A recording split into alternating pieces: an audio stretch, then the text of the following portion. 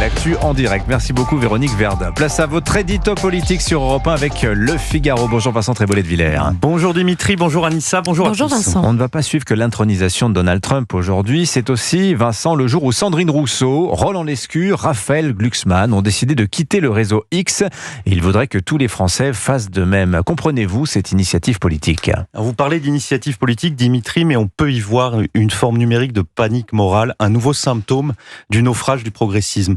Une fois encore, plutôt que de réfléchir sur les causes profondes de la victoire de Trump, du succès d'Elon Musk, la gauche française les aborde avec un peu de morgue et beaucoup de paresse intellectuelle.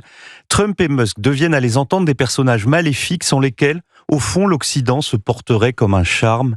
Jamais Sandrine Rousseau ou Raphaël Glucksmann ne s'interrogent en profondeur sur l'appauvrissement des classes moyennes, le poids économique et culturel de l'immigration, le coût financier de l'écologie punitive, le traumatisme que les folies wokistes ont été pour beaucoup de familles, tout ce qui a entraîné la révolte du peuple américain.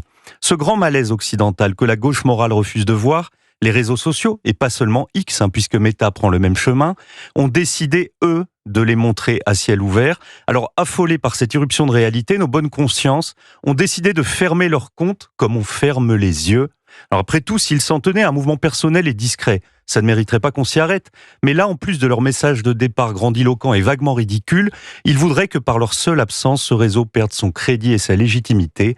C'est ajouter à l'aveuglement inquiétant une hallucinante prétention. Malgré tout, Vincent, le pouvoir des réseaux sociaux, c'est bien une question politique. Mais cette question se pose depuis qu'ils existent et pas depuis l'élection de Donald Trump. Cela fait 10 ans que l'Europe tente de réguler les réseaux sociaux.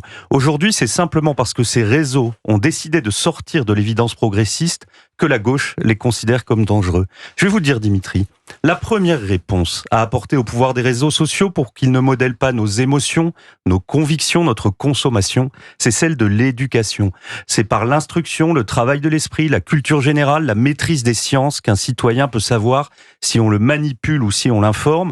Mais avec 6 ministres de l'Éducation nationale depuis 2022, avec un niveau général qui s'effondre, on ne peut pas dire que ce système immunitaire soit proposé à notre jeunesse.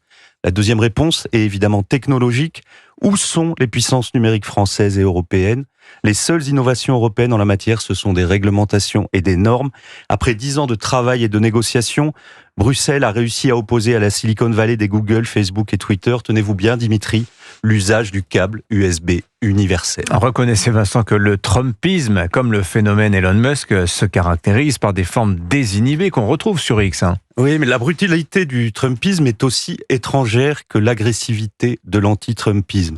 Mais là aussi, c'est un peu facile de séparer le monde entre les ploucs MAGA et les esprits raffinés démocrates. Samedi soir, sur une chaîne du service public, dans l'émission de Léa Salamé, on a vu tout le plateau se congratuler et s'applaudir parce qu'une comique de France Inter répétait, je la cite, que Musk est un gros connard.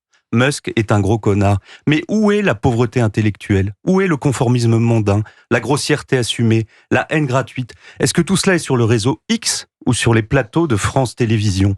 Plutôt que de pleurnicher sur la puissance d'Elon Musk, la gauche et le service public, ce qui revient souvent au même, devraient commencer par faire leur examen de conscience. L'édito politique sur Europe 1. Merci Vincent Trémolet de Villers. À la une du Figaro ce matin, la seconde révolution Donald Trump. Merci Vincent, à demain.